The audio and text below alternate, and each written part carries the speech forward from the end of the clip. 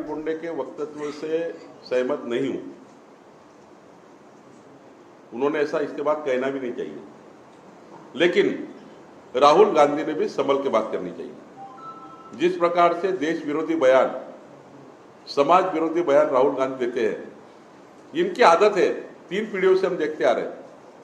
जब महामानव डॉक्टर बाबा साहेब आंबेडकर ने संविधान से आरक्षण दिया, तब पंडित जवाहरलाल नेहरू खड़े हो गए उठकर और कहा, यह आरक्षण देना, शेड्यूल कास्ट, शेड्यूल ट्राइब और ओबीसी को आरक्षण देना, ये तो विकास में बाधा आएगा। 3rd जनरेशन राहुल गांधी कहती है अमेरिका में जाकर, अब हम आरक्षण हटा देंगे, आरक्षण नहीं चाहिए, और यही कहते हैं कि मोदी जी के खिलाफ चुनाव में। या सगळ्या संदर्भात त्यांनी कुठल्या वक्तव्यावर हे बोलले हे फार महत्त्वाचं आहे आणि काही जरी असलं तर राजकारणाचा स्तर जपणं फार महत्त्वाचं आहे।